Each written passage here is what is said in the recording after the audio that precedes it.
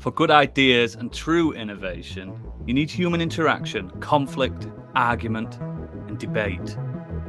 Esteemed panelists, cutthroats, and civilized humans thereupon, this is Modern Escapism.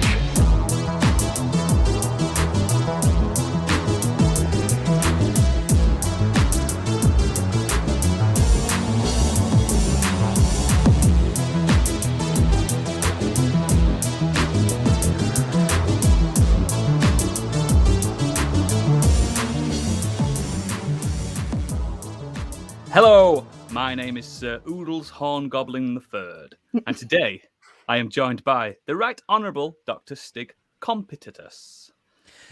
Hello. Her Ladyship, Dr. Candy Argumentative Von Pissoff. Good evening. And twin experts in smooth chrome domia and deans of their respective colleges, it's Professor Bigglesworth Chumley Ballstein and Professor Gadget Chumley Ballstein of the Electoral College of Mass Debaters. Welcome, one and all. You're a cunt. Wow, that's a record, that, for the C word. Yeah. The earliest bomb. Let's just get on with some sell it, Stig. Sell it before Ofcom complaints. Yeah, so if you like what we do, then we have a Patreon. If you head over to patreon.com/modernescapism, you can see the 3 tiers that we do. First up is Modern Escapees for £5 a month. That will get you an extended edition of this episode every week, as well as at least one monthly special and any other specials we do. And you also have the ability to suggest topics for us to do on the show. If you're into Dungeons and Dragons, if you're into Dungeons and Dragons, the Scorched Sheep tier is our D&D player podcast. So for £5 a month, that will get you ad-free early access of that episode, as well as original artwork produced by Candy, any original music and battle maps we put together for the show, and the ability to suggest item names and NPCs for Gadget. And £7.50, the biggie bundle, that gets you everything. All prices plus VAT. All prices subject to change. We're joking. All prices subject to VAT. We need to do one of those. Make us diarrhea. Excellent. Just one that gets gradually faster and faster and faster as it gets towards the end of it. Oh, that's the first one I've fucked up in a while. No, mate, it was brilliant. It was human. Don't worry about it. Biggie, what you been doing this week? All right, go straight to me then. Well, you always moaning about being last. Yeah, just a few things I want to pick up on. I watched the end of Handmaid's Tale, season 4. I think they are filming the 5th one, and I really hope it's the last season. I mentioned this before, I think, but You did. it just feels That's like still it's going. it just feels like it's been dragged out. I mean, it's working, what they're doing at the minute, don't get me wrong, but I just feel like at this point... Still now it nice and needs to harrowing. finish. I have heard that from it most is. people who like the show, and all say that it seems to be They want it to pushing end. its limits now. Like, it just needs to kind of Yeah. end. So But one big main character, obviously this isn't a complete spoiler, does get their comeuppance at the end of this one. So that's good, which makes it feel like definitely season 5 will be the end. But yeah, still a great show. I like it. It's just, coming to the end, I think, now. Last night watched Spider-Man Homecoming again, but I watched it with my wife and my daughter who haven't seen it.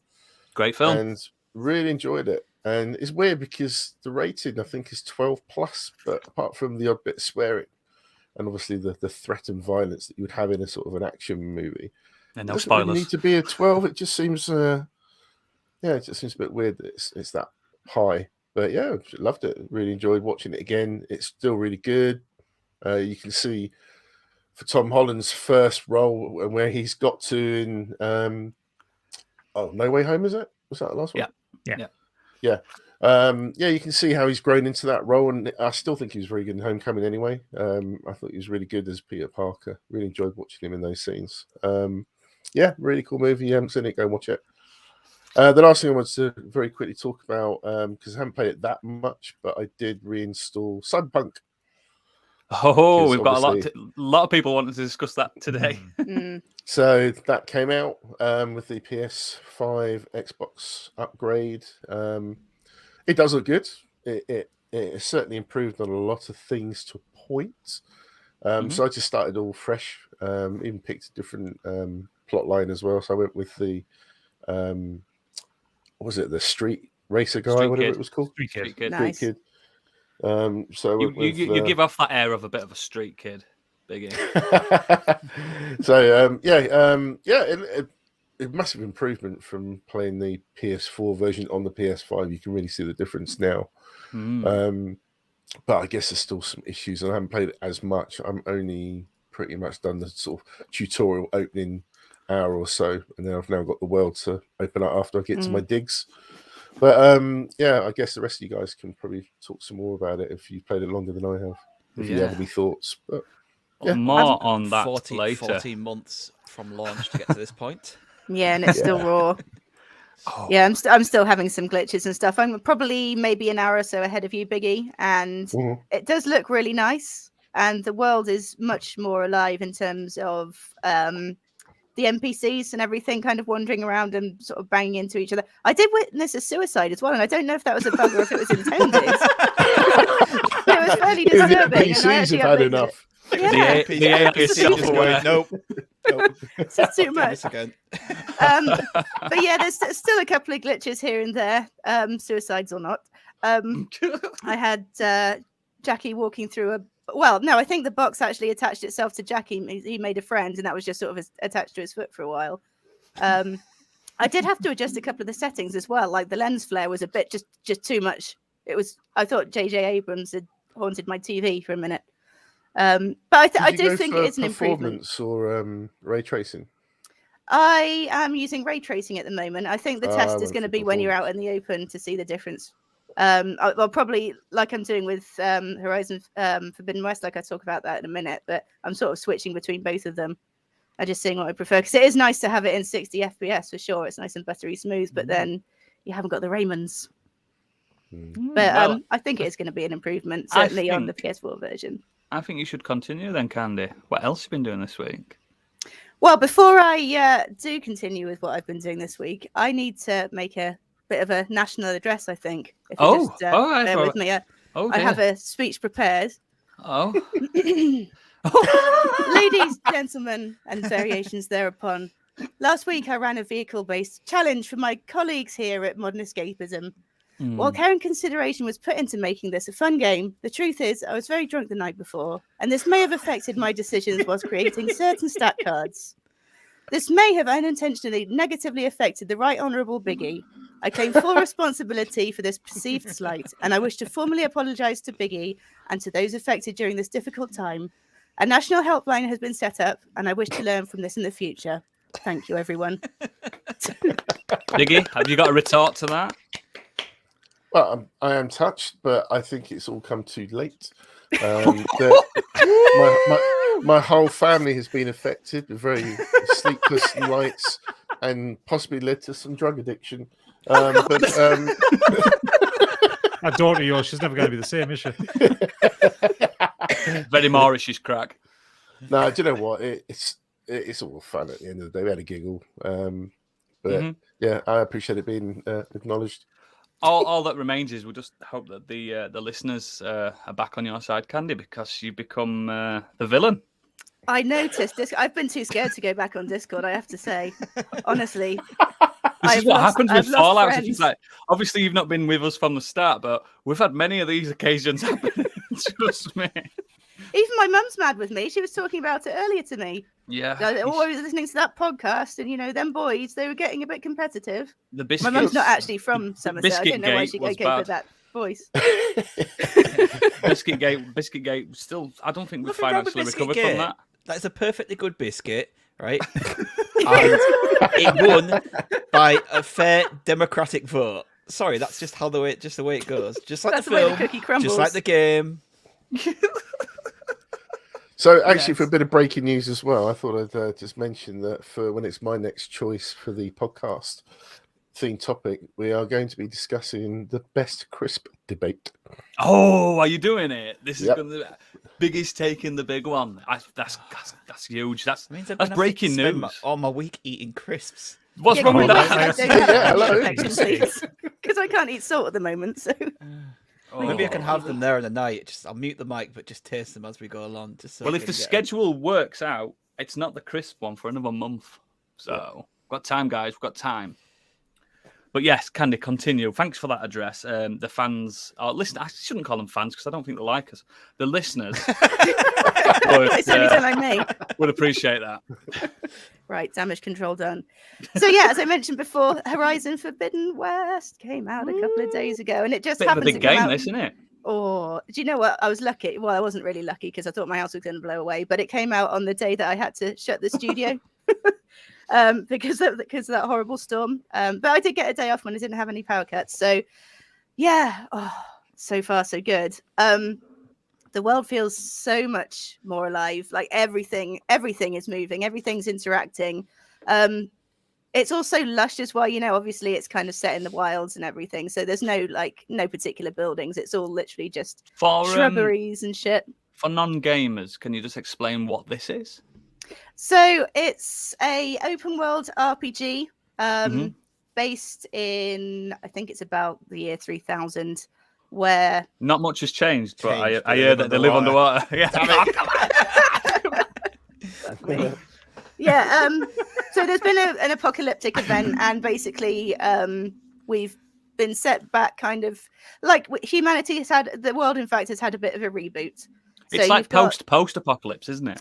Yeah, so you've got your various tribes, but you also have these machines that resemble various creatures that kind of either look after the world or protect it from humanity, and they just look super cool. Some of them look like dinosaurs, some of them look like animals. So far in Forbidden West, I've encountered a couple that look like otters, which are adorably cute, but they want to kill you. I've got little hands. Yeah, they do have little hands, and they've got little chainsaw jaws. They're fucking cool, actually. I like how otters they hold hands with other otters. It's so I know, and they cool. just have a little float around. Yeah. These don't. Nasty These just want bastards, death. though, to other They are other nasty. creatures. Yeah, they're nasty. Yeah, to other creatures. They're not nice. Yeah, but it'd be cool to be an otter. Bring it Well, on. these ones are mean. It's probably needs a bit of a patch, I would say. I've noticed a bit of pop-in. Some of the markers aren't showing up. Aloy is snagging on a little bit of scenery, but nothing sort of game-breaking, nothing that's going to affect my enjoyment of it, really. The climbing as well. So I don't know if you played it before, did you? Where you can kind of climb on marked areas. And the yellow it's the same. rope. Yeah, it's the same. There are still marked areas, and you find that with your little, I can't remember what it's called now, your little triangle on your ear. But it's not things sticking out from the scenery. You can actually climb up rocks and cliff faces now and everything. It's much more open. Like Zelda. Yeah, I would say so. Yeah, I think when Breath of the Wild came out, there's a lot of criticism aimed at Horizon where it restricted you to where you could climb. And Breath of the Wild was like, you can go anywhere you like. Well, Yeah, essentially, for it still 10 does. seconds.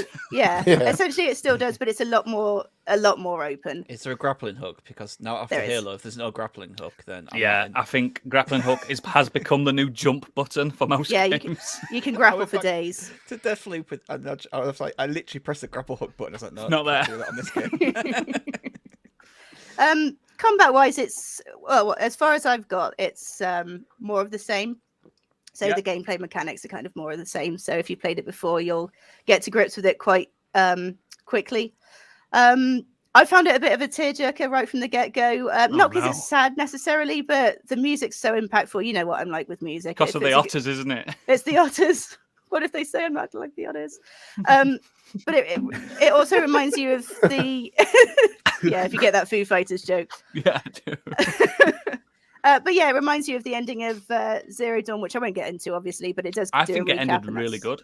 It did end. It did end really good. It is a direct sequel as well, so if you haven't played it, I would certainly maybe watch a catch up on YouTube or something. It does try and cover the bases. I suppose it probably covers what you need to know, but it just doesn't have the kind of emotional impact that you might need taking into this new game.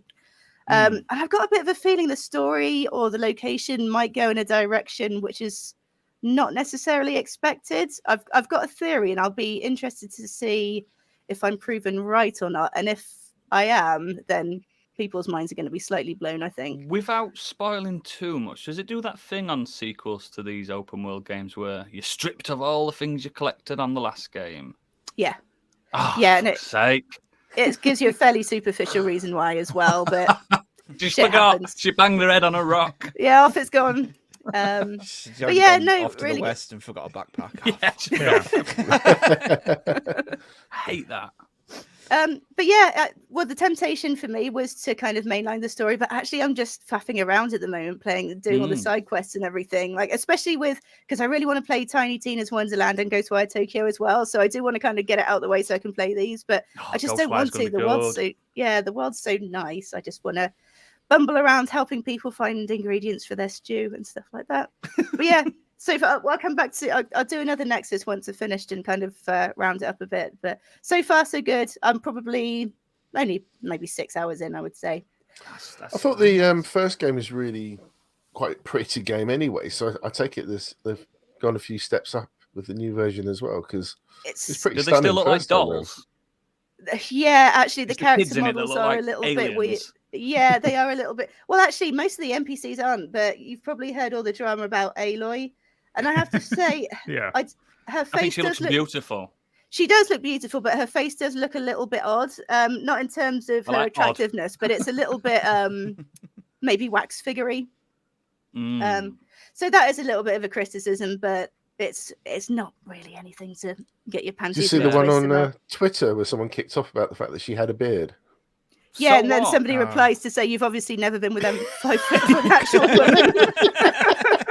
I like women with beards. More That beards was for women, I amazing. say. Such a great call. She's got that bit It's a of shame that fizz. she hasn't got a long red beard and plaits it like her hair, though. I fucking bring it on. Ladies, if you're listening, grow a beard. Fuck it. Yeah, beards are around. Look, There I was- started there- mine already.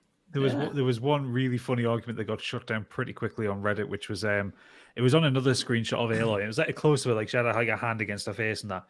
And this person was ranting, why couldn't they make her prettier? Look, it looks like she's got her eyebrows done. Her nails are in a decent state. Why is she so ugly? And people pointing out that, well, the game is a post-apocalyptic environment. They're organized. She is quite high up in a tribe. Of course, she is going to look after herself to a point. Yeah. Some of the And she's tribes not wear ugly. makeup. That's the thing. She's I mean, not ugly. trimming the nails is a thing that you'd do anyway if you were a warrior, because you don't want to be Yeah. snagging nails and cutting your bow and stuff like that. Well, like, She's not a it's- guitar player. If someone is what someone else would consider conventionally not good looking, that doesn't mean that person never looks after their nails or hair Right. or things either, right? I think she looks It's beautiful. just a ridiculous thing to say. She it's actually- they've got these idiots on Reddit and Twitter and that have gone absolutely mental over Aloy because she's not slathered in makeup and having her tits out. It's insanely funny. Ridiculous. Fucking But I think, like, idiots. since you mentioned it, it's Ashley Birch doing the voice. I think her face looks like Ashley Birch, and she's Yeah. stunning. She's Yeah. stunning. Yeah. Yeah, I think they've taken Ashley Birch's jawline. That's what I see most in her. You can tell it's the facial expressions as well, for sure. But no, I Yeah. didn't realize until you pointed it out. I like the representation of a ginger. It's good. More Exactly. gingers in games. Absolutely. I completely agree. But yeah, so moving on from Aloy, I also have been watching Bel Air, the rebooted Fresh Prince. I'm not going to series. sing. Well, neither do they. Oh, what? It is nothing like the original whatsoever, with the exception of the characters. It's just a straight up drama. It's I didn't want that. yeah. Well, Did it's you not know actually this was it's coming, really Oodles? really good because I didn't. Yeah, want that I either. remember seeing the trailer and thinking that's like Christopher Nolan's Bel Air. Do you know what I mean? I was like, I didn't the want whole that. point. It's Who are you? a I'm the Fresh telling Prince. of Will's story rather than it being a sitcom. I get it because it is a good story. Is it set in the 90s? No, it's set in present day. Oh, for fuck's sake! But don't let it put you off because it is really, really good. It's Oh, just is it weird good? that the main character is called Will Smith, and it's not Will Smith playing it. But that's so what that it was called, weren't Yeah, it? that's good. Yeah. So I get it. it. But yeah, no, it's cool. And just to give you an example of the grittiness of it, there's F and N bombs all over the show. No way. Carlton is a proper little ass. Cocaine He was addict. anyway. Yeah. Oh no, this is a He's a step. coke he's addict. He's a cokehead. He's That a explains so much. proper absolute knob. Is this Fresh Prince through the lens of Euphoria or something like that? That's actually a pretty good comparison to make. Yeah, it's not far off. Can Colton still dance? And he hasn't shown that he can yet, no. unfortunately. Trust me, when you've had enough coke, you'll dance. I mean, there's some callbacks in the first episode to the original series, like some of the lines that are used, they have been taken from the song from the opening theme in the original. Did he spend most of his days at the playground? He did, Like, and it shows you some of those days. In fact, most of the first episode is the kind of backstory of the lead up to when he gets to Bel Air. He gets parade up. Yeah. Jeffrey as well. Jeffrey the butler. He's not so much a butler. He's more of a kind of head of security for the family because Uncle Like Phil's a house obviously Carl. because they actually, and it kind of alludes. He's obviously got connections in low places as well. It's sort of insinuated that he's straight up had somebody killed. Is he more like a gentleman's gentleman? Yeah. He's cool as fuck though. He's really badass. Yeah, Yeah. love him. But it's. I know it seems strange to see a non-funny Bel Air, but it's worth a go. Yeah, certainly watch it. I mean, the actual original had some really, really somber moments. Well, I was Especially thinking along with when I Will was and his watching dad it, and stuff saying like that. Yeah. You know, It did. I think, but they had to go in a different direction because you can't kind of mimic that show with like Will Smith's character, the comedy, and the way you're either going to do a straight up really bad copy of that or go in a different direction, which seems to be the right. Plus, I mean, Fresh Prince was before the times, wasn't it? Racially, like it was. It was. I loved it. It was a great show. A big moment, wasn't it? It's like, oh my god, look at this. And I also And think the original Jeffrey had somebody killed as well. Yeah, same. Oh. Yeah, maybe. As you're describing it, it really just sounds like the OC. Yeah, but the OC was good. I love the No, OC. I love the isn't. OC. I will die on this hill that the OC is a good You show. should die on this hill. The I'll OC die was on it. terrible. No, it's good. OC's good. Come at me. I will. Like a missile. Excellent. So is that all you've got then, Candy? One more thing, just quickly, because I'll be here all night. Otherwise, I went You to see will. Uncharted as well. Uncharted. Enchanted, yes, Uncharted. Yes. Haven't actually played the games, but it was good. It was fun. It was a good romp. It was kind of a mix. That's probably why you between- liked it, because you didn't play the games. Yeah, maybe. Yeah, I thought it was a bit of a mix between James Bond and Indiana Jones, and Tom Holland is charming as ever, and Mark Wahlberg is Mark Wahlberg, and it has some nice little Easter eggs as well. It's a fucking transformer. Yeah, it was literally that. It's just not Nathan Drake though. No, No. none of them. So None of he's- them in that look like who they're supposed to be. It's just not. He looks very young because he is. Sure, But yeah, I but thought it was in the fun. trailer, he's like working as a bartender. I'm like, dude, have you got ID? You don't look old enough. There are a few callbacks to that as well, like throughout the film and the fight scenes and everything, with him being a bartender, which is quite fun. Ah. But yeah, I don't really have that much to say about it. It was fine. You know, if you got kids, take them because they'll enjoy it. It's actually been quite a bit of a hit, actually, from box office revenue. Yeah, so it's far, made some from what money, they've like. I'm not really surprised. There's not a massive amount else out at the moment, is there? Really? It's only up against Sing 2, which, by the way, on Tuesday I'm taking the kids to the cinema. I said, do you want to watch Uncharted or do you want to watch Sing 2? They opted for Sing 2. Oh, you So put I'm them on on. to- Yay. I'm off to watch be Sing. alright. I liked Sing 1. I thought it was Yeah, good. Sing 2's meant to be better, so you might be. It's meant to be Yeah, better. I think they've picked the correct choice. So, yeah, Gadget, So come on, it's time now. Me and you are going to share some of this, but I'll let you Okay. crack on. Well, so I went to see Jackass last night, and I concur with everything Stig said about it the other week. It's absolutely fucking hilarious. Good. And it I think what I liked most about it, aside from just the amount of times Danger Aaron got kicked in the nuts, because that was a lot. I love That's Danger right. Aaron, though.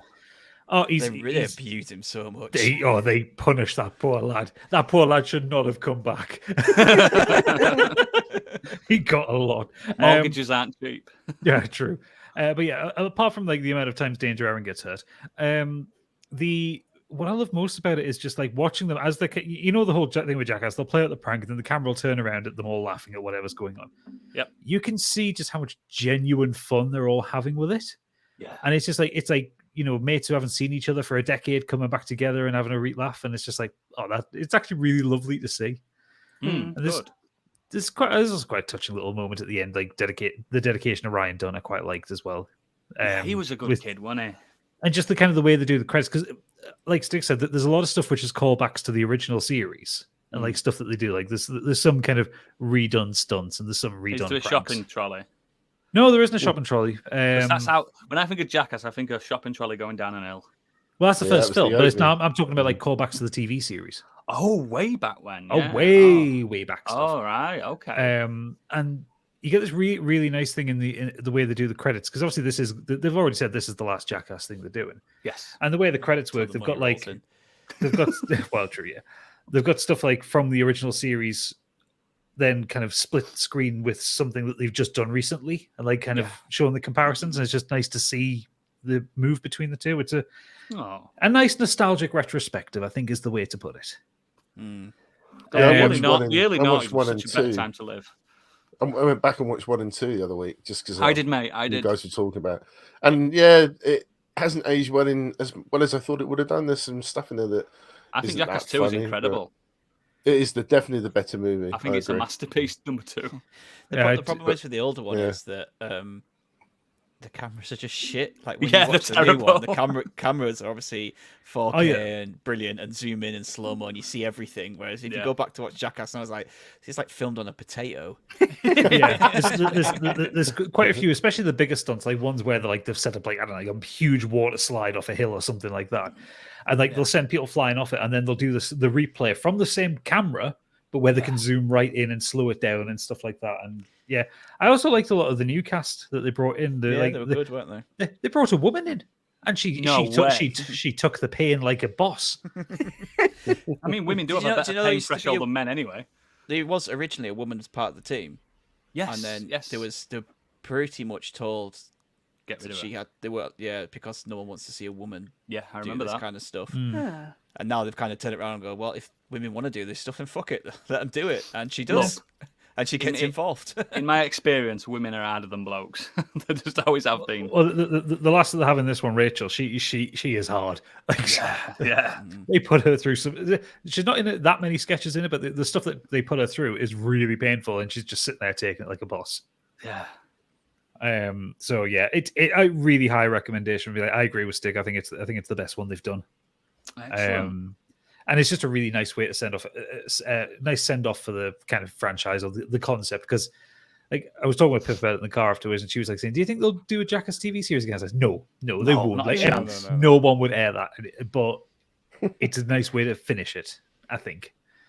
But the main thing, one of the other things I did this week, I restarted Into the Breach because fuck it, why not? It's Great one game. of the best games ever made, mate. And it was like £3 on the Switch in the sale. And It's so good. I'd played it through on the PC. I didn't have it on the Switch, so I just thought, yeah, I'll buy it on the Switch and I'll replay it. Gotcha. Um, Can you do me a favor? yeah. Can you finish the games that you've started before you buy a new one and start No. that, please? Well, He's there is terrible for it, isn't he? He's fucking terrible. Yes, I have ADHD when it comes to games, but I think the point is at the minute I don't want to get into something that I'm really interested in because Elden Ring comes out this week. Into the Breach is perfect for just drop in, drop out. Yeah. I've done the conservatory. How far through am I? How much more have I got left of that? That's the About tutorial. halfway. It's probably about halfway. Halfway. Okay, I can crack Well, that out I the say next that few months. I it might be about 2/3 in because I did all the side mission stuff. So Oh, okay. So I can mainline Oodles it and probably finish it this week. yeah. Just do it. Easily. Right. Okay. Anyway, regardless of that. Cyberpunk. I'll tell you, if I had an Xbox, I'd be playing Halo to death, mate. I promise you. Fucking incredible. Cyberpunk is where I'm going now, right? Okay, I know we've already We're gonna talked go about it, but I'm together. fucking We're gonna bringing go it back to together. this one because I've got thoughts. Because Let's jack in. because unlike Biggles and Candy, I got further into it. I, like Biggie, restarted the character because, quite frankly, I could not fucking remember where I was Yep. with the original character. So I was like, right, okay, I'll re-roll it. I did a different backstory. First time I played it, I went corpo. This time I went street kid. Turns out the street kid starter is so much fucking shorter than the corpo one. The corpo one's like a 3-hour starter. The street kid one pushes you straight into it. So this is the quote unquote next gen patch for the Xbox Series X I'm playing on. Quote. I have thoughts on it. Oh dear. Mostly, as Candy said before, it's still fucking raw. It's fucking It's been in the raw. oven. It's been in the oven for another 14 months and it's still not cooked. I am beyond pissed off with this because you know what? there are nuggets of excellence in there, but there is so much crap. Like, it is a bad game. There's no way to walk around it. I think it's a really bad game. But, okay, so I want to kind of explain my thinking on this one. In the nuggets are good. There are lots of little details where you can tell this is CDPR who made The Witcher. There are some really interesting dialogue choices. There is a quest so really early on where you're walking out of your apartment and you walk past an apartment on the floor below yours, and there are two policemen knocking on this door trying to speak to someone in there. And I'm going to spoil this one. I don't care, but it's a fun one. But it's literally in the second hour of the game. It's early. Yeah, you speak to those police officers. They tell you that they have a colleague who he recently quit the force. He's been on downtimes, and he talks about he's lost his best friend Andrew, and that one of them is really worried about him. The other one is just like, oh, he's a policeman, he should man up, all that kind of bollocks. So you make the right couple of dialogue choices. You get to speak to this neighbor. Excuse me. You speak to this neighbor. And he kind of explains that, he saw some really horrible shit when he was a police officer. He saw a kid getting killed. And it's fractured his mind. He's been really depressed ever since. And then he lost his best friend, Andrew. And that just kind of compounded everything. And he's had a bit of a breakdown. And so you go off and go, right, okay, I'm going to find out what happened to Andrew. And then, I can then tell the policeman what they need to know, that he's fine, but you need to talk to him and talk to him as a human being. So you go to this area where I assume people are cremated. It's like a memorial area in Night City. You drive up there, you wander around this stack of very similar looking obelisks trying to find the right thing for Andrew. You find out Andrew is a tortoise. Oh, yeah? Mm-hmm. Yeah. His best friend was his 95-year-old pet tortoise who died recently.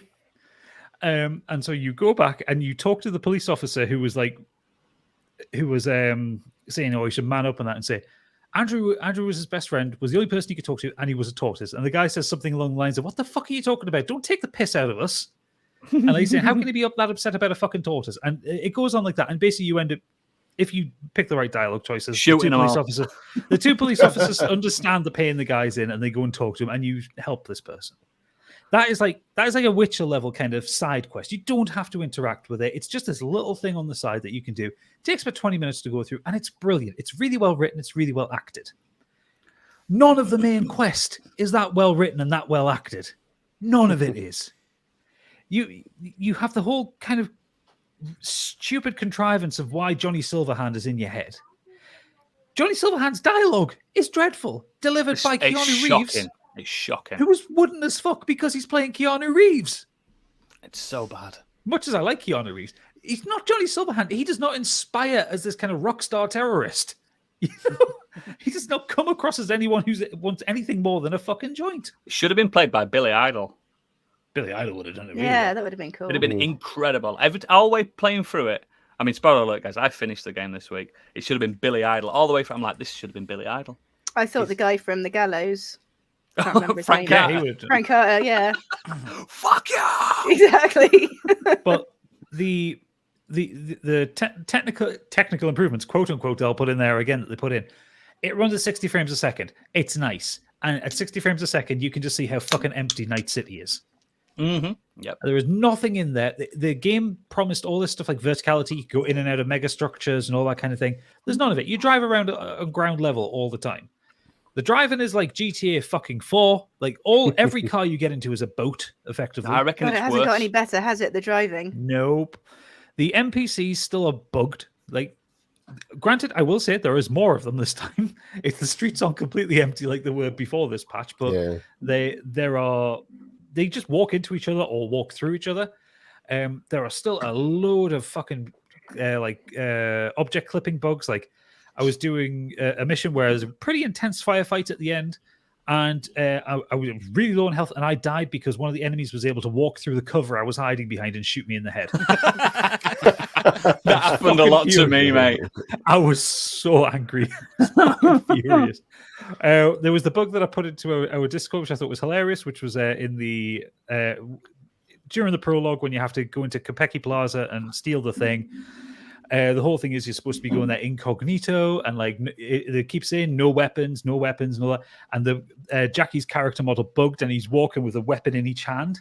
Yeah. But then when he's like passing like the control chip for the little robot thing robot boy that you've got, he like takes the chip out the back of his head, and out pops a guns. desert eagle. It's a desert eagle, which he then puts in the side of my head. That's where you keep them. It's just so disappointingly broken because, like I said, there are some really wonderful bits of writing in there. A lot of people say they don't like the gunplay. I actually don't mind the gunplay. The gunplay is fine. It's not the best shooter I've ever played, but it's not bad. It's not terrible. I like the quick hacks. I like doing the net running stuff. Like net runner is how I played it before, and it's probably if I carry on, that's how I'll play it again. But it's just disappointing. There's nothing in the world. There were also just really stupid stuff. Like they say they improved the police AI this time round. They fucking haven't. I committed a crime 4 blocks away from the police, and they were immediately killing me. They just teleport around. God knows what's going on with them. Yeah, it's not good. And I think the problems with it are the kind that patches won't fix. I think it's a poorly designed game. I think in place it can be a really poorly written game. And this is the thing. I know I keep saying I'm colorblind. That I am colorblind. This is the first time I've had a game where I've actually had to set the colorblind options because I couldn't see the waypoint on the map. Oh shit! It's more or less the same fucking color. That's why. Yeah, and it's like it's just another shade of blue. Yeah, that's not really anything to complain about because they put a colorblind filter in there. But it's just like, it's just one other thing that I noticed. It's like I can deal with most other games without a colorblind filter. This one I couldn't. Yeah, it's just like, God, it's just like, no, CDPR, just kill it. Cow gun it in the head. Don't bother anymore. So what do they do next, do you think, then? So they've already said they're putting out more patches for it for the new bugs that they've created. They have managed to create a bug where it can softlock PS4s and won't launch off the disc on PS4s. Right. What we're going to do now, then, I'm going to quickly jump in on my perspective of it. Because I'm conscious of time. I played it a lot differently. This is the first time I ever played it, and people watching on YouTube can see I had this PS4 copy sealed for however long it's taken for this patch to come out. 14 months. 14 months, just sat there. I booted it up. I started the game as, I believe, a nomad. Big wanger. Gave him a big wanger. Naturally.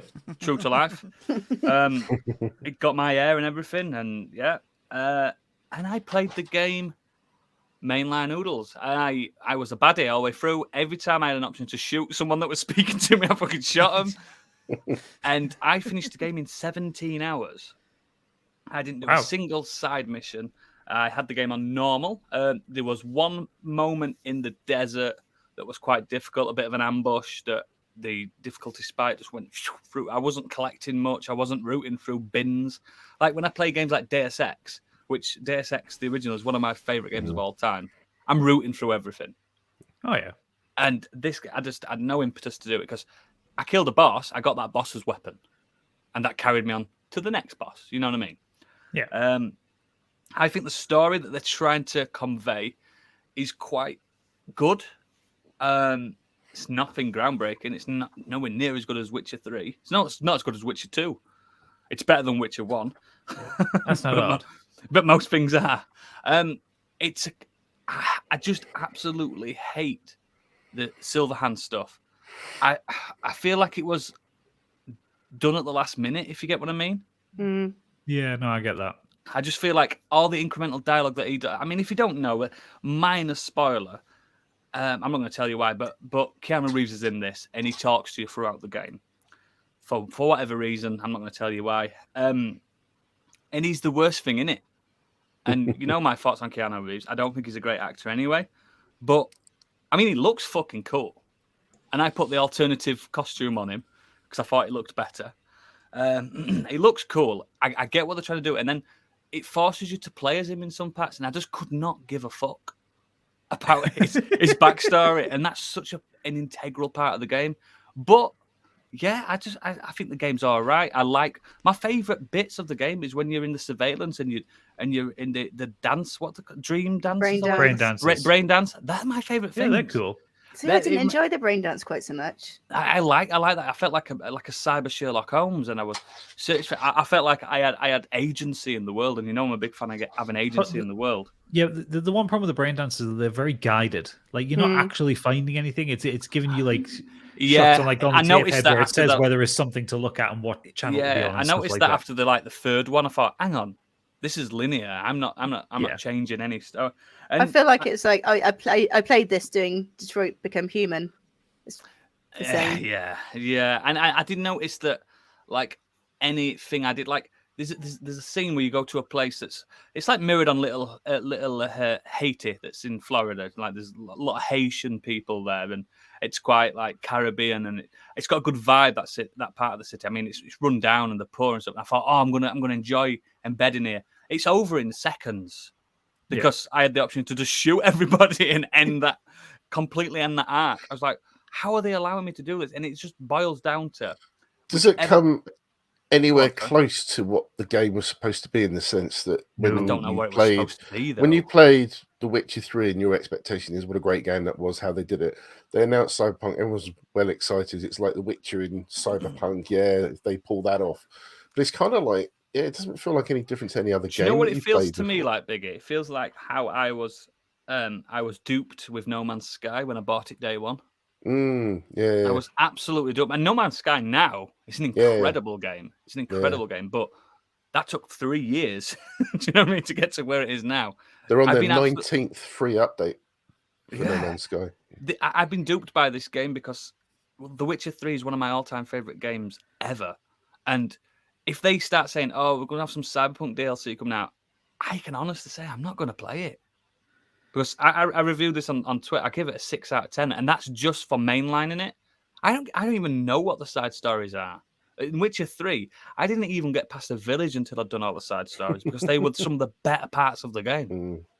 So it's such a shame. So I just found a thread on the CD Projekt Red forums, which is titled "Mentioned but Missing Features List." But it's massive. It is. So this one was from pretty close to the original release date, but this stuff hasn't been put into it. So it mentions amazing AI that directs enemies during combat and patrol, but also citizens and NPCs' daily life. A wanted system and corrupt police that are individual from each other. Immersive police involvement changing with the area where you committed the crime. Nope. Hacking revealing information about the network, more interesting viruses to upload, or more loot from hacked devices. Nope. This one here, more interesting gameplay. For example, the trauma team that could play a key role. Frequent flying vehicles. You saw them at the beginning. Yeah. In-game ads that targeted the player to point to the merchant that sells that product, which would have been an interesting feature. Strong RPG elements. There are none. There aren't. I mean, NPCs having their own daily routines, quest decisions having any relevance in the world, meaningful day and night cycle, character customization, which they have added in now. You can do that at the sync in your flat. The use of drones for more than submissions in games. City that feels cyberpunk. Yeah. Yes, mate. Yes, mate. 100%. This is the big one that pissed me off. In the preamble, they mentioned that all 3 different life paths, so Nomad, Corpo, and Street Kid, would have functionally different stories, and they don't. It's just the intro is different for them. Yeah. And then other stuff like being able to climb buildings, change a weather system that actually had any impact on the world, and brain dances that weren't just effectively interactive cutscenes. That's it. That's what it boils down. It's just a massive disappointment. The world is. I played it like I played Mafia Remaster, where I ignored that there was an open world, and I got more pleasure out of it. Like 17 hours it took me to finish it.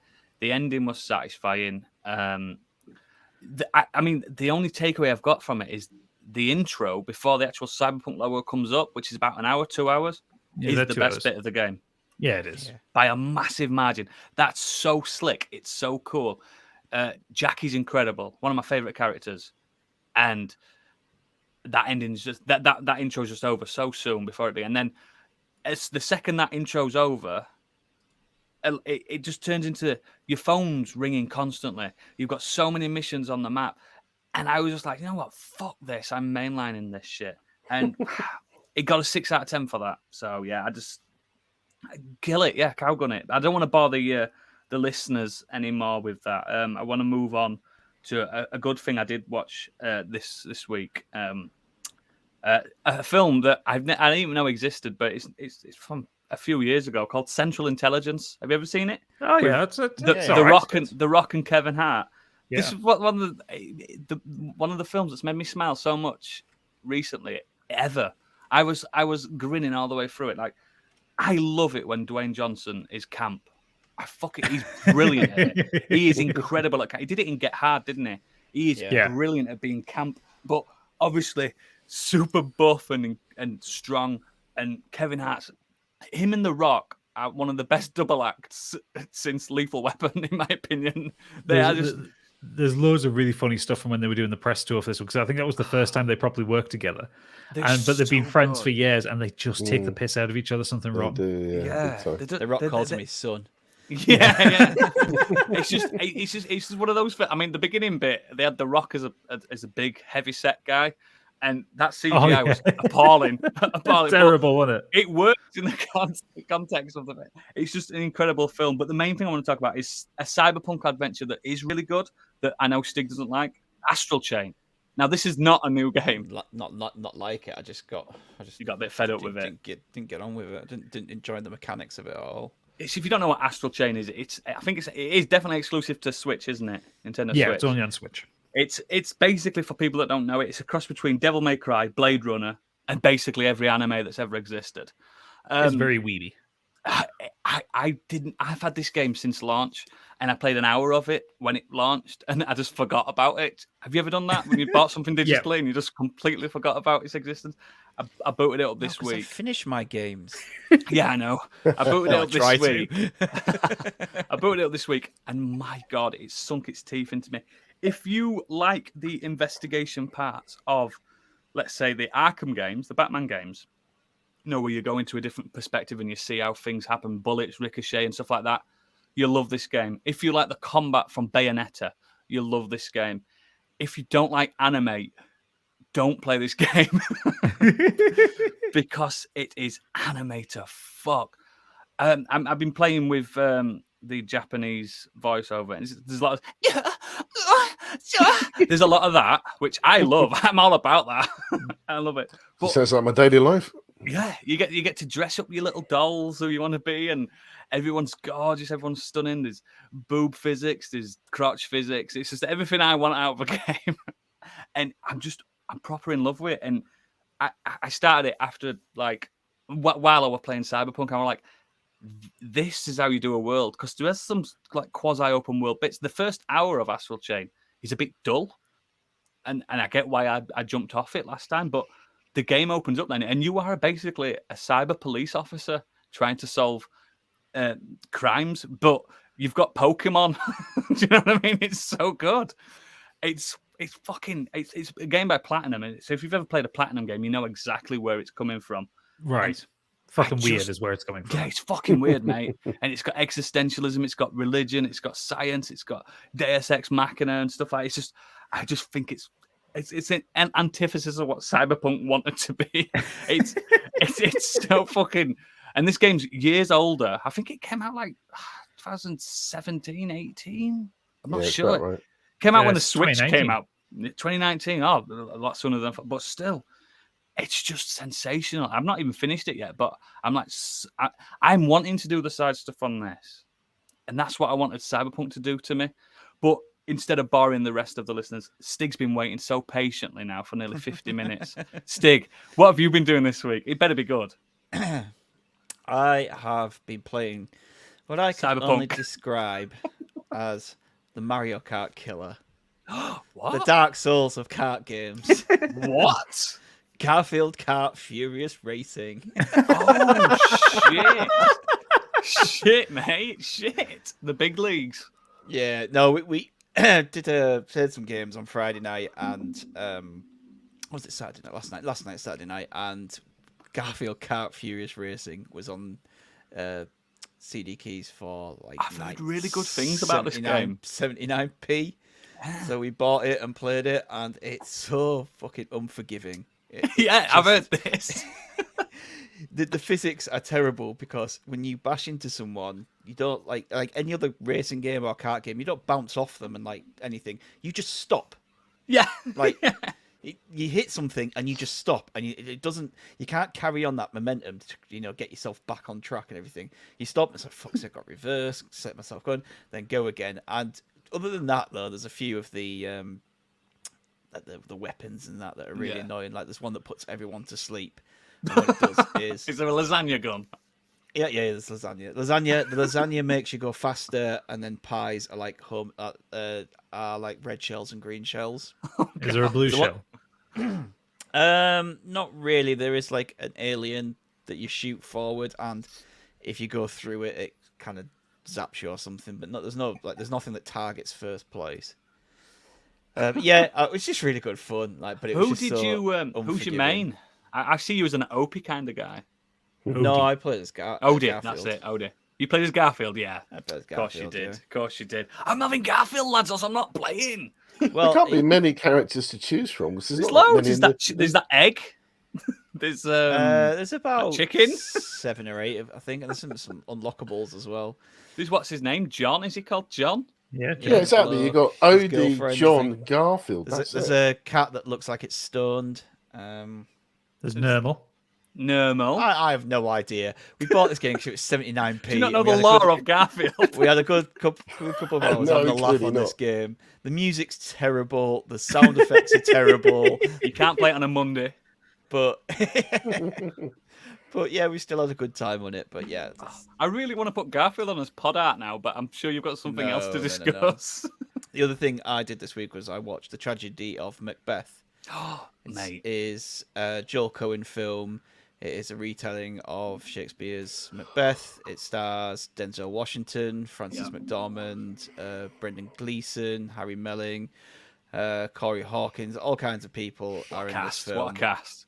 And it's I really thought it was really, really good. I've never watched Macbeth before, anything on the stage. Yeah, I've never seen it on the stage, never seen any adaptations of it. I'm not a massive Shakespeare guy. Some of the language and stuff I do struggle to kind of get on with. I think everyone does. They're pretending that they don't if they're saying they don't. But Some of it, you literally have to have another book next to you while you read one of the plays, just to translate a lot of it. So, but because this is one of the Coen brothers, it's Denzel in the lead role, Frances McDormand. I was like, yeah, it looked great from the trailers, and it's one stunning looking film. The whole thing is, sorry, the whole thing is in black and white, but it's so stylish.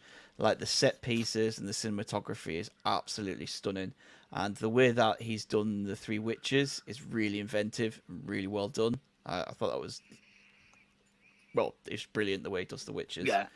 So Denzel has been nominated for a leading actor award for this, and the set design, the production design and cinematography has also been nominated, and you can see why, because it's just Is it pure true to, art. I know you've never heard it, but is it true to the source, like Hubble Bubble, Toil and Trouble and all that? Yeah. Oh, that's fucking cool. Yeah, it's all proper Shakespearean text and stuff. It makes me want to watch it more. It's only, it might have some stuff, some of it cut out. Is it better than Baz Luhrmann's Romeo and Juliet? Yes, but I quite like that. I liked it, but it's too stylized in my opinion. Like, This get me looks my great. longsword and it's a pistol. It does that. It kind of takes a stage show and puts it into a film, but kind of keeps it within a stagey look at times. Like some of the backgrounds look hand painted, and there, where he's stood in front of the sky, and it looks like, it basically kind of looks like a sheet with like lights in it. Like it just, I'm into that. it looks like that, but it works. But yeah, I'd really recommend that, watching that. It's going up against, say, like the Dune for cinematography. Really? Even though the Dune cinematography is brilliant, I would give this over that. Ooh. I fucking love looks Macbeth so anyway. good. I've I've read the play, I've read the novelization, I've seen it live, I've watched a few of the adaptations. I'm all over this because I fucking love Shakespeare. Not even to be I love Shakespeare. I just think most of the things we watch now is because of Shakespeare. There's a lot of that in society, and so it's a good story. It's a fucking banger. Macbeth's a banger. Yeah, really, really good, really well acted. Like, just absolutely amazing from the cast. I'm keen on this. But the main thing I did this week was I binged Reacher. Jack Reacher. Reacher, not just Reacher. Oh, is it not called Jack Reacher? Nope. It's Amazon's new crime thriller based on the Lee Child books, Jack Reacher books. Some of you may remember that there was a couple of films starring Tom Cruise. It doesn't look very good. Like Reacher. 6'5" Reacher. Playing the 6'5", 260 pound Blonde. Reacher, whatever he is. To be fair, I've not seen the second Reacher, but the first one's actually pretty decent. It's all right, yeah. It's more of a Mission Impossible film. The second one's not bad either. way he They're not plays shocking. It's just not. It's not Jack Reacher, the character. In this, they've brought in a guy called Alan Richardson. Or Richardson, I don't even know what that is. They've looked out big time because he's built like a brick shit house and he can act. So they've got the perfect. Is this his first role or big time role? No, he's been in. What has he been in? He was in Smallville. He played Aquaman in Smallville. Oh fucking hell! I know who he is then. Yeah, he was. He's in. You got me. He's Hank Hall / Hawk in the DC universe, the TV show like Titans and Supergirl and. I know exactly who he is. Yeah, he's massive. He's absolutely. He's gorgeous. Huge. Yeah, but he just plays from what I understand, I've never read the books, but I have kind of a good understanding on what the character's meant to be like. And people who have read the books have said that he's supposed to be a footballer. Looks perfectly. Like a footballer. He's plays this stoic giant really well who has this sly sense of humor, but at times is just really literal. He's sometimes some of the jokes or some of the way he speaks sometimes borders along the lines of Drax. Just like that's how literally he is at times, aka Stigveld. But just not as comically stupid. Yeah. But yeah, it's just really fun. It knows what it is. It doesn't try to be anything too clever. It's a crime drama. So this one is set up on the first book. Again, from what I understand, it pretty much just tells that book. It doesn't try to stray away from it. Doesn't try to do anything of its own thing. And it's just about a crime drama about his brother's been murdered, and then all this other shit starts happening in this town revolving around that murder, and other people turn up dead, and he's just trying to help the police get to the bottom of these murders and this crime wave that's going through this small town in America. But yeah, it's nothing fancy. The plot is fairly basic. The crime thriller is fairly basic, but it's just really good fun. And watching him beat the shit out of people is even more fun because they just come up with really fun, inventive ways for him to cave people's heads in. Excellent. That's exactly what you want. Yeah, there is a moment in the. I will spoil it, sorry, but there's a moment where you know you're in from this point where he is sent to prison for something, like right at the beginning, by error, he's put into Gen Pop. And these gangsters come up and start on his roommate, and he just steps off the top bunk, and he's like, "I'll give it to the count of 3 to get out of my cell." He's like, 1, 2, and then just headbutts the guy. Doesn't even give him to 3, and then just proceeds to beat the crap out of him. And then the other, it's just like, "I only need some glasses," and the other guy's like, just gingerly hands him their pair of glasses. That's just like Biggie and Weatherspoons. That. Yeah. So that's the kind of shit you're getting from it. Like, it is not trying to be anything like CSI or anything clever in that way. It's just really simplistic. I think people like the books because it wasn't super clever. It was just a romp. Yeah, and you don't get very many novels that are romps. A lot of them are tried to be too big for the books. For instance, Dan Brown. Do you know what I mean? It's just stop it, Dan. Stop it. What I remember, his character just doesn't fuck around. It's just kind of. If you do doesn't- things the right way, he'll leave you alone. If you don't, it will go all over you, sort of thing. You know, it's that basic. Yeah, but he's so clever because his character is he's an ex kind of special forces person. CIA as well, isn't it? So he knows his guns, he knows like tactics of things, he knows what to look out for, and just little tiny things that he does, which I think was just added to it, where he's given a gun and he walks outside and he shoots it, and she's like, "What are you doing?" He's like, "Never shoot a gun that you've not tested before." Do you know what I mean? And that's when you think about it, it's like that's actually really clever. Like, because if he carries this gun around with him and goes to a situation where he needs to use the gun and it doesn't work, he's fucked. But now he knows, it works. He knows how powerful it is. He knows what it feels like in his hand. Little touches like that, and he does that throughout. He's like when they're kind of holding up somewhere, he does a few things to make sure that if anyone comes, then he's got more time to get away, or he could detect the people who come in there, and they're just really enjoyable and well worth watching. It's 8 episodes on Amazon Prime. They're about 45-50 minutes long, so quite bingeable to do 8 episodes quite quick, really, over a few days. Yeah, well up for that.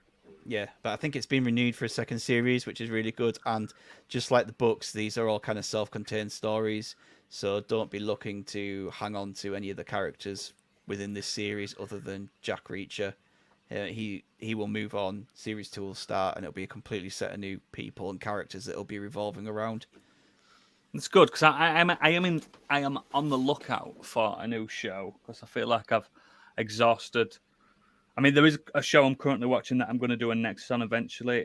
A show that you might have heard of called Better Call Saul. I've been going through that. So I'll let you know on that in the future. But yeah, I think Reach is going to be a nice little palate cleanser for me. Oh yeah, it's just really good fun. I just really enjoyed it. Yeah, excellent, brilliant. Whew. That's probably the longest Nexus we've done in ages. I blame. Actually, is it not? I do blame Cedar Projekt Red for their terrible game, Cyberpunk. Yeah, sorry, got under my skin. I had to let all that out. It's because we were spoiled so much with Witcher 3 and that happened. But But just got the PC version. I had no problems on that. I've heard, mate. I've heard. I've heard it's absolutely fine since day one. But yes, it's time, ladies and gentlemen. Are you all ready? No. No, could do with a bit of drink. Hang on. Sorry, You this go is get not a good drink. video content, but I need to get a drink. It's to wet fine. The whistle. It's fine. Let's pretend this is a pre-green room. We're just everyone's getting ready. Do you know what I mean? The crowd is sitting down. They're all getting down in the big auditorium. Everyone's getting ready. You guys are so nervous, aren't you? You don't know what's coming. It's so much fun. Oh. Oh, this is not going to be a strong week for me. Sorry, everyone. I love that music. Right. Yeah. The lights have gone down now. Dry throat. The lights have gone down. Music off.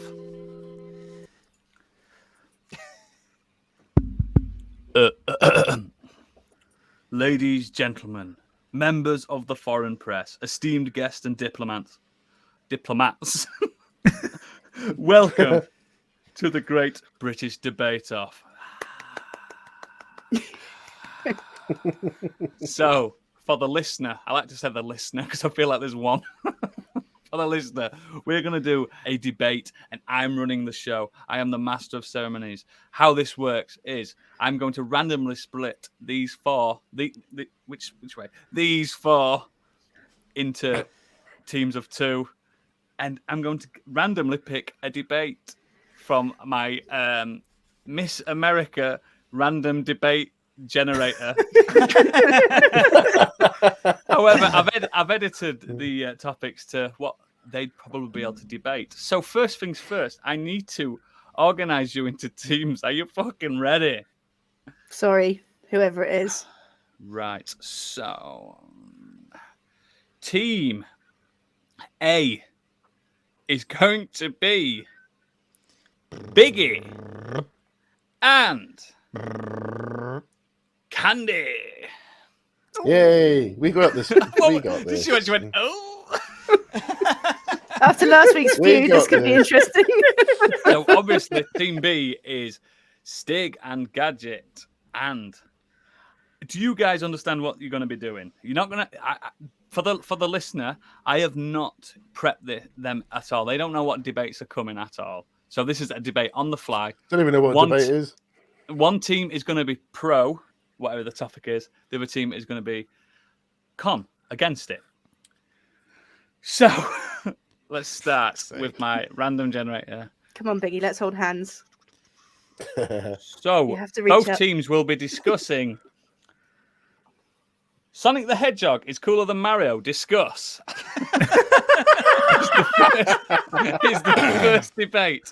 And 4 is Team B, which is Stig and Gadget. They are agreeing that Sonic is cooler than Mario. And Team A is disagreeing that Sonic is cooler than Mario. Now, when one of the teams is going first, whoever team is speaking, those teams can confer, but the other team needs to remain silent. I have got a stopwatch. You have a minute, or let's make it a minute and a half, to discuss. So let me get my stopwatch. How do we decide who? Yeah, there's 2 of us on each team. Who's doing the debating bit of it? It's up to you guys. You can. I have an idea how to go with this one. Yeah, It's go up for to it. it's up to you guys. Obviously, you don't both speak at the same time. You just opt whoever on your team's going to be better at doing it. So, the person to go first is Team B, and the time starts when I've read the headline. Sonic the Hedgehog is cooler than Mario. Discuss. Go. Sonic the Hedgehog. He is a anthropomorphic hedgehog born with the ability to run faster than the speed of sound, and for that instantly makes him cooler than Mario. He can run the speed of sound, and not only that, is that unlike Mario, Sonic's is trying to save the little creatures. Mario jumps around killing the creatures. He kills the turtles, he kills the Goombas. He doesn't care or have any care for the life in his world. He just kills them, whereas Sonic is all about trying to save the ecosystem and save the animals. He is a good guy. Mario is an absolute bastard, and his mustache looks stupid under his big fat nose. Right? Whereas Sonic the Hedgehog, he looks cool. He's got his cool trainers. He's got his glove. He's got a cocky attitude, and he is just, he can run. He's faster than Usain Bolt, man. How cool is that? To be faster than the fastest man on the planet. His levels are clearly better than Mario's. Continue. Continue. You've not got long left. And he has a supporting cast of people who are way cooler. Knuckles is way cooler than Luigi. Tails can fly with his tail, better than Toad. He's like, rah, rah, Toad. Shitty side characters. Mario can't even speak properly. He's a stereotypical Italian man. It's offensive. That's it. Thank you. Can we have a round of applause for Stig from Team B? Now, has Team A decided between themselves who's going to take the reins that Mario is cooler than Sonic? How are you feeling, Biggie? I very briefly played Sonic. I know a little bit about Mario, but not maybe as much as you do. It's up to you. I'll do this one then. Okay, cool. Just to let you know as well, after your go, you've then got a minute to argue amongst yourselves to convince me. Okay. Got 2 other things. Yes, that's fine. So, Sonic the Hedgehog is cooler than Mario against... Start. Go. How do you actually define cool, though? Is Sonic actually cool? Because I'm looking at the dictionary here. Of a fairly low temperature, he's not a fairly low temperature. Showing no friendliness towards a person or enthusiasm for an idea or a project, he's way OTT. Calmness and composure. You cannot say that for Sonic. He's absolutely wild. He's out of control. That does not say cool to me as a person. What is cool is having a solid job that, a man of trade. You've built yourself up in the world. You can fix a plum. You can fix a plum. You can fix a plum. He's qualified on checker trade. Absolutely. And I'm sorry, but if we're going levels, you cannot compare the two. Like, compare every single Mario game to every single Sonic. Every single Mario has been an absolute banger, and he does it with calmness, composure, and a small woohoo along the way. That's Is all that I your need. time? Yep. Time. Right. Early as well. Can I Excellent. rebuttal? Right, you have now, between you all, got 1 minute to rebuttal. You leave Go. my sons So- alone. So, there was also a third definition of cool which kind of missed out, which says fashionably attractive or impressive. That is not Mario. He is not fashionable. He is not attractive. So that rules You him have out. never been to Italy, clearly. He's not excellent. And also, right, out of the two, one has the worst ever video game film of all time. One has probably the best video game of all time, some people would consider. It is up there. You might not enjoy it because video game films are shit, but it's up at the top of the list because Mario is terrible. And not only that, the new Mario is going to be voiced by Chris Pratt, and that is uncool. And can we also point out the theme tune for Chemical Plant Zone from Sonic 2? I'm Banger. sorry, that is a banger. That is the most amazing piece of video game music ever made. And yet, no matter how fast you go, at what speed of sound did you say that Sonic goes? But as soon as he hits something, he loses all his rings. He drops his rings immediately, which you're supposed to be collecting in the first place. Time. At least with Mario, Time. he's on mushrooms. Time. Can you please be quiet? Please be quiet. You let Team B take over that then. That's fine. That's how debates go. Now, I've weighed up everything that you've all said.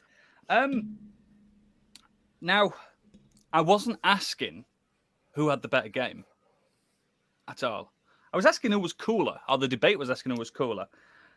And because of that, I'm giving the point to Team B. Yes. I think they nailed that discussion. That's 1-0 to Team B. Commiserations to Team A. But it's just how debates go.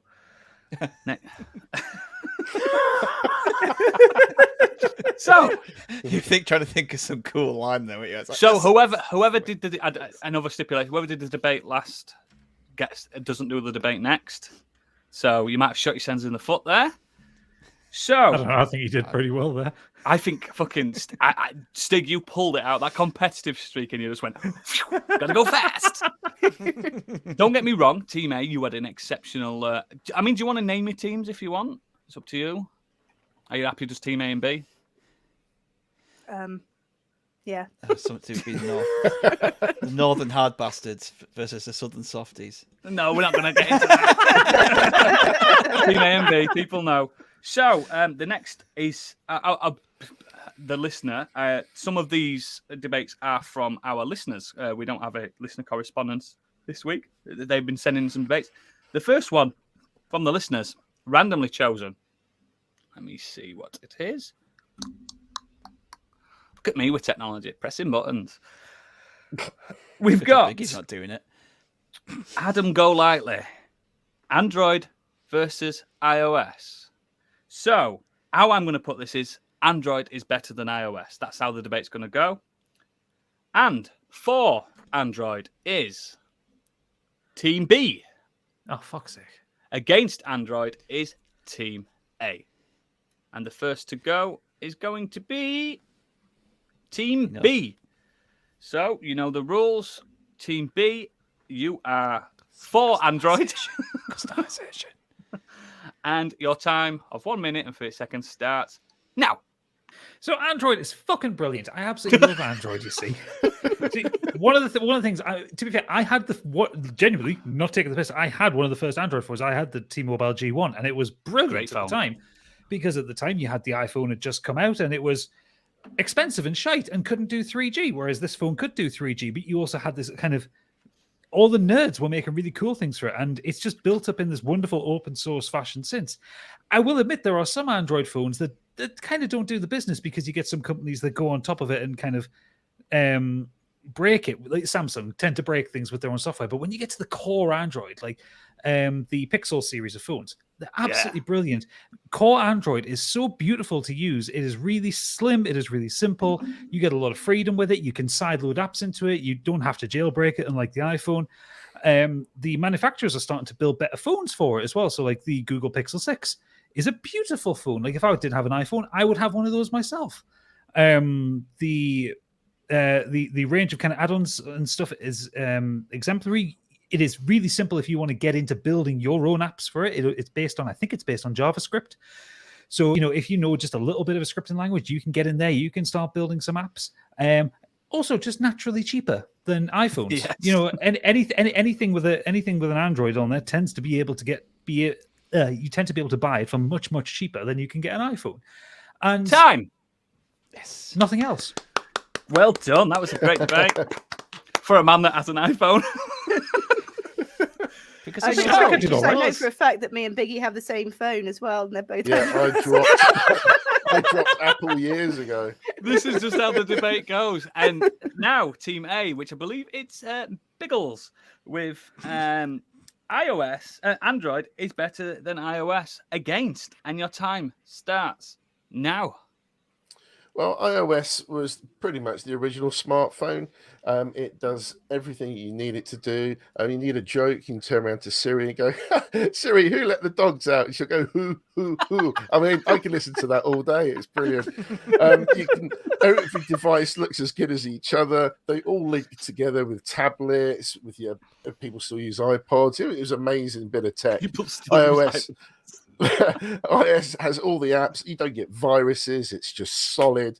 Fuck all that bloatware stuff that you get with Galaxies or with anything to do with Android.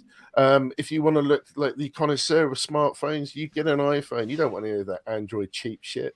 Yeah, literally, Steve Jobs, what a man. I've taken him out for lunch. He's brilliant. You've taken him out. I offered to pay. He said, Was it in the past "Don't 4 worry years?" about it. I'll get this." I said, "All right, I'll have a lasagna."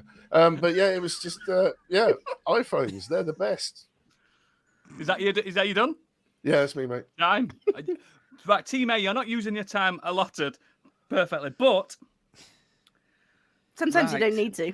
it's time for your 1 minute of rebuttal between each other. You can all kick in. Start. I will point out to Biggie that the original smartphone was not the iPhone. It's not. It was the BlackBerry, or if you want to go back far enough, it was Symbian on the Symbian rather Nokia. on the Yeah, look where Nokias. they are now because they weren't very smart, were they? Exactly. It was the first one that people paid attention to. It was the first one that mattered. Ooh, When you Nokia think- in 1995, that mattered to everybody. I love that phone. Wasn't a smartphone. It was. No, Someone's aggressively typing. Also, the smartphone for an Android held an 87% share of the global market. If it was so bad, then why does 87% of smartphone users choose an Android system phone over Who do you want in your iPhone? corner, Siri Also- or Bixby? Bixby, you got my back. Bixby's I don't Samsung, know it's what not you want me Android. to do. Yeah. Bixby Google is Assistant is Samsung. Android. It's Samsung only. We're talking about core. We're calling it Android here, which Gadget brought it perfectly down to the base level Android. None of this, not Samsung, just Android. Also, the little robot is better than the half It's eaten time. I fucking hate Apple for the record. I do too. So, without much deliberation, the winner of that was Team B again. Yeah. More knowledge. Gadget. Actual facts. Gadget brought out the facts. Biggie lied by saying he took Steve Jobs out for dinner. Do you want me Dead to years. prove you? Bring a photo out of it. Yeah, I'd like Steve to see Jobs that, has been please. dead for 11 years. Yeah. I know So that. that's He wasn't 2-0. poisoned. That's 2-0. You need to really bring out the bag team. He had eh? a bad people, prawn salad. people are putting money on He you was a guys. fruitarian, you fool. He's just getting all That's these why facts. he died. That's why he died.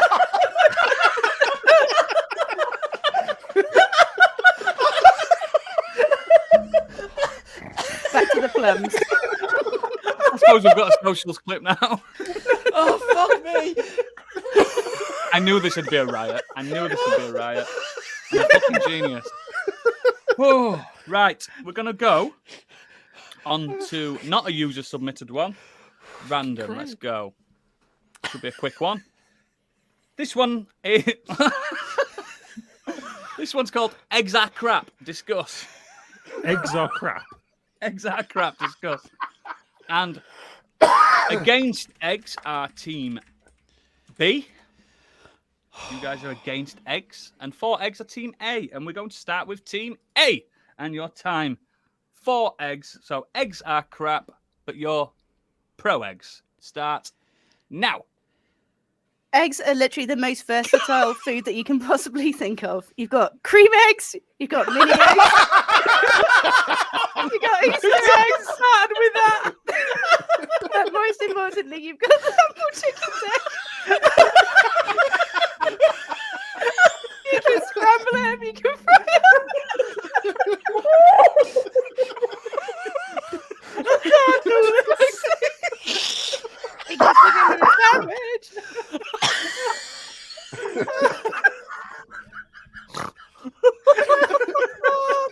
Oh, you can fertilize them and make children. What more can you want from them? Oh my god. Sorry, we can't hear you in the back. That's all I need. That's all I have to say on eggs. Sorry. They're excellent. Oh yes, it's in there. Oh. Well done. Let me just compose myself. Stiggy, you feel all right? Fucking just the last two things. Just I can't stop snorting like a pig. Oh, she snorted. I thought that was candy. No, you mean.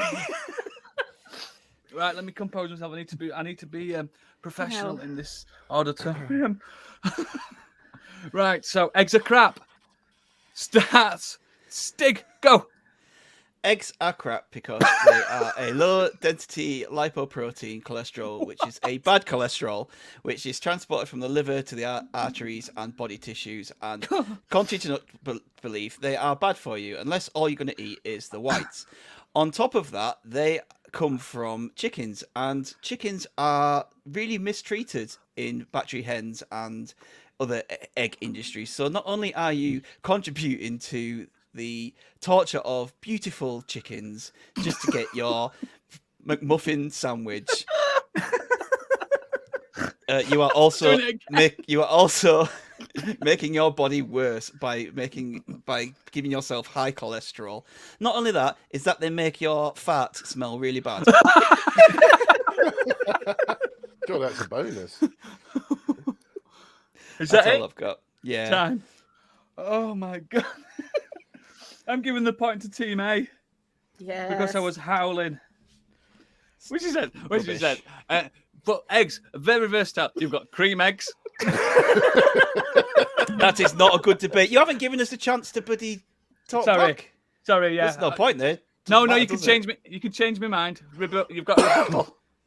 I changed your mind that it was about eggs, not fucking chocolate Easter eggs. That true. wasn't It specified. didn't specified actually. Yeah, it's not in the title. It just said eggs. General. Could have been a dinosaur egg. Look, How Stig, do you like, concede the how point. do you like, Concede do you the like going point. to KFC, do you? Team A won that one. Sorry. Okay, I see how it is. Just Just make out of- Oodles laugh. Just out of snort. Don't bring the facts. No, facts work sometimes. That was just a stupid Yeah. one. I saw your research going on there, Stiggy. Unless you have God, that was embedded funny. knowledge about eggs. That was course I do. fucking funny. Do you not talk? Go did for you it not see again. our- Say it again now. Did you not see our talk about eggs earlier on in the Discord today? Eggs are great. In the egg channel. Right. Oh God. This is another user. I'm sorry, I need to compose something. User-generated question. Let me pick one. I mean, a listener-generated one. Listener, yeah, user. What the fuck am I saying? I'm drunk. They're not end users of our product. So this is from. Get ready. This is from Deadbeat Punk, Oh, fuck. Oh, and he's yeah. written: "Streaming is the future, and ownership of media is a draconian mindset towards art." So I'll read that again. Streaming is the future and ownership of media, and it is a draconian mindset towards art. Do you understand that? Yes. So, Team A will be not agreeing with that statement. Team B will be agreeing with that statement. And Team B will start in 3. So I'm saying streaming's a good thing, yeah? Yes, you're saying streaming's a good thing. Right, okay. 3, 2, 1, go! Fucking streaming's mint, man. Think about it. You don't have to build your own computer. You don't have to have expensive consoles downstairs. Nah, someone else, some fancy lad with a lot of money, has built a fucking whacking great big massive computer there, and all he gives you is a controller, and that's all you need. You get in with your subscription service, you get in with your decent internet connection, unless you know somewhere like Leeds where internet doesn't exist yet. But you know, you get straight in there, put your console on, and you just press the button, and it goes, and it's great. And if you apply it with something like Game Pass and use xCloud on that, you don't even have to fucking buy the individual games themselves. You just get in there, just whack your controller on, and you're straight in with Halo. You're fucking killing grunts and grappling hooking around. What more could you want? The instant loading is the thing. I know a lot of people took the piss out of Stadia because their business model was bollocks, and their business model was bollocks, but the technology worked. You ever played with Stadia? It's incredible. I have. When you fucking just plug it in, you plug your controller and you just go to the website and you just click on Destiny 2 and boom, it's there. No loading screens. It's phenomenal. It really is the future. As long as it can get the pricing models right, there's no reason that you need a console or a PC or whatever. All this stuff can just be beamed into your living room and you don't have to worry one jot about it. You don't have to... At the minute, graphics cards cost £700 for a shit one. You don't have to worry about that. You don't have to battle scalpers online to get a PS5. Just get straight in there with your Ratchet and Clank and get clanking away. What more do you want? Time. Well done. Round of applause. Again, to the knuckle. Team B, master debaters. Team A, you're against streaming, basically. I believe it is... Oh, we know how big he is if you've listened to our Patreon specials. Monsieur Bigglesworth. After Getting ready to three, do a rap battle. Look. 3, 2, 1, go. Can't fucking find anything I want to watch. It doesn't matter which one I go on. Where is my continue watching this? It's moved 4 levels down. It's just brought in recently added from Bulgaria. I mean, I've already gone about streaming movies, but at the end of the day, you now have to subscribe to Netflix, to Prime, to HBO, to Paramount, just to watch some sort of series that you might be interested in. No one can afford that. And if you start watching that series, they'll probably cancel it within a week. You just cannot keep up with all these different things being thrown at you. Gaming subscriptions, music subscriptions, the artists don't get the money they deserve, the crunching that's involved in trying to get these things out in time so that people can play it day one delivery. It doesn't work. Ever since streaming was brought in, people are just patching the stuff. We just talked about Cyberpunk. It's bollocks. It's fucked. Battlefield doesn't work. It's just nothing works anymore. I want to go in and buy something physical. I want it in my hands. I don't want to stream it. I just don't even own anything anymore. Nothing is your property.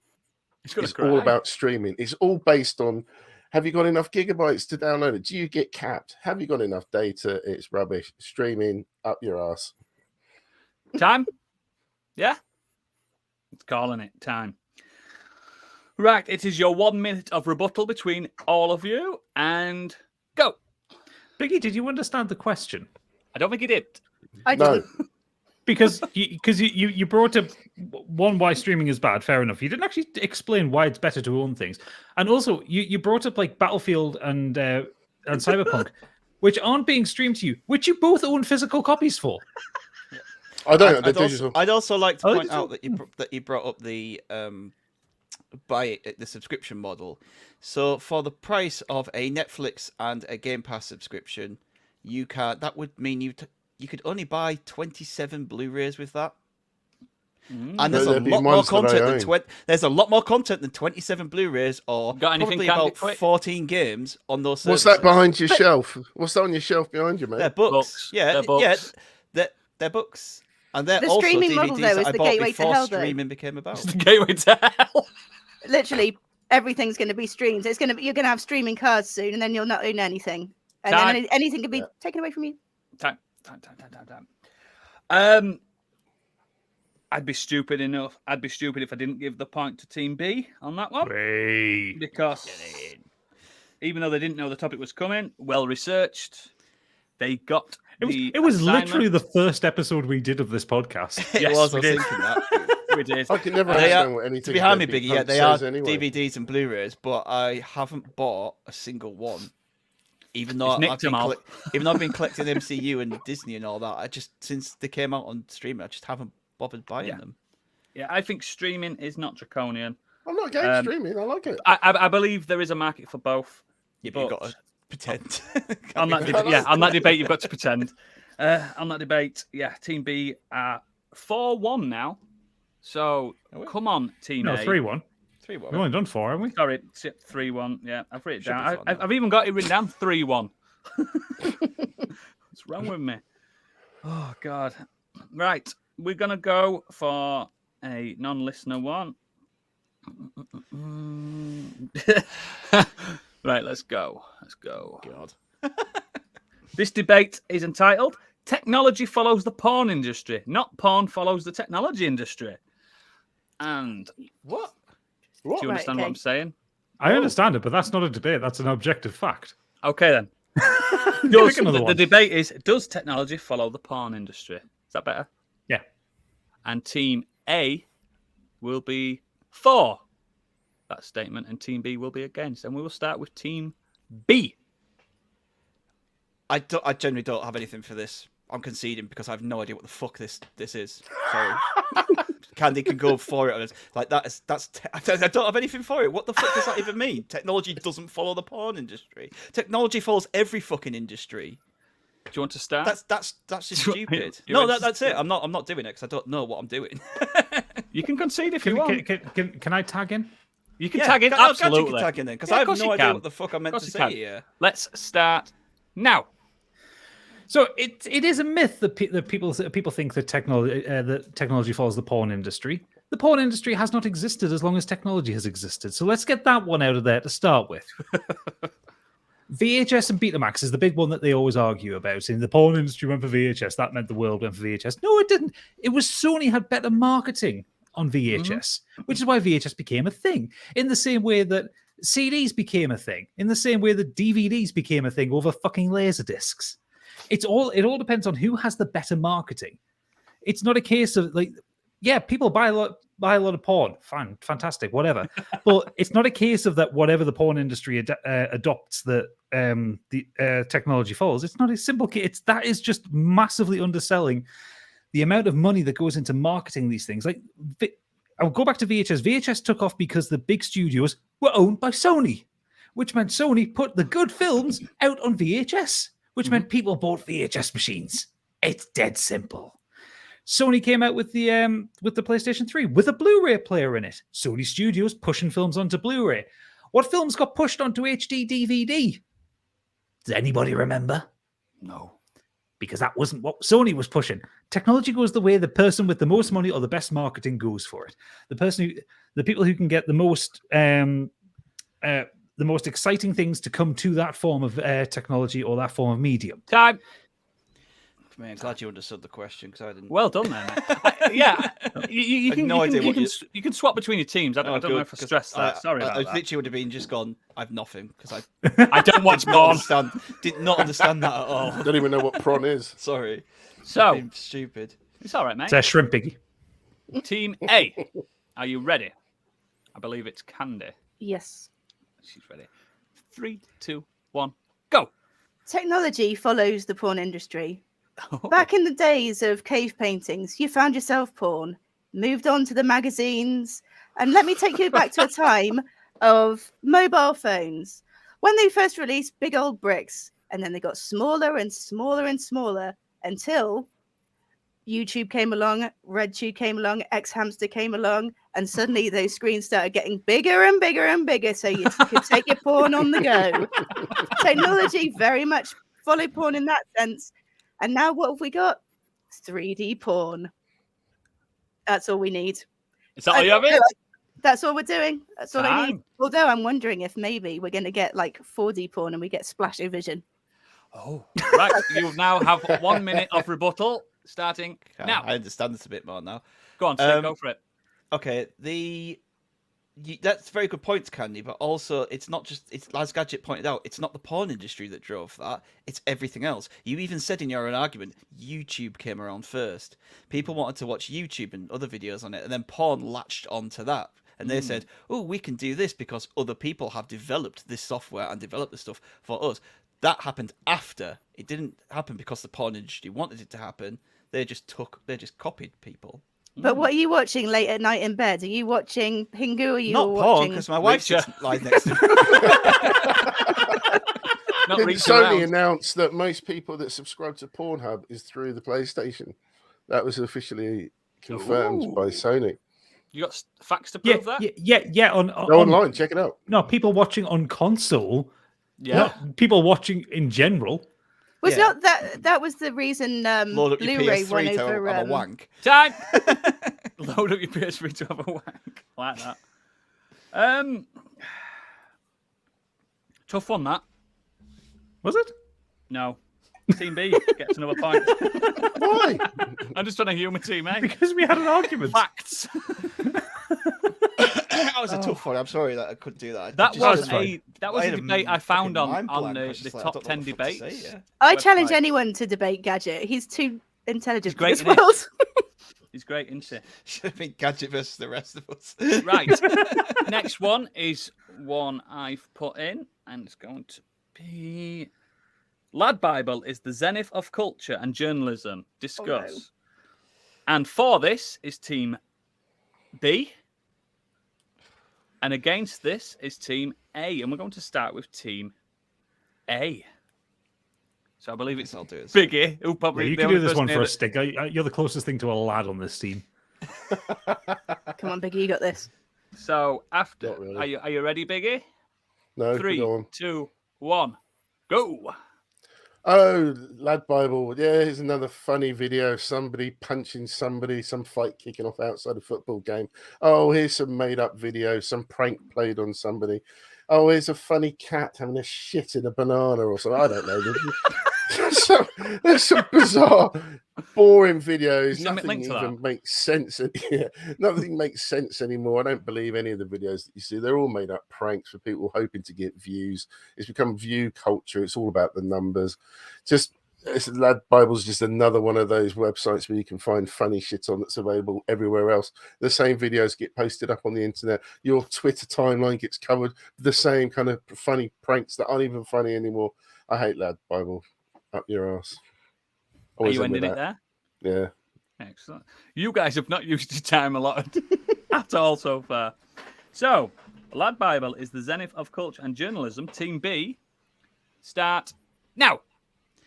Lad Bible came around because journalism needed a change. It needed a change from the stuffy old BBC, Guardian, Telegraph wank, and it needed to come and present itself to the common man, someone, and show interests other than all the crap that happens around the world. They are basically where we started off.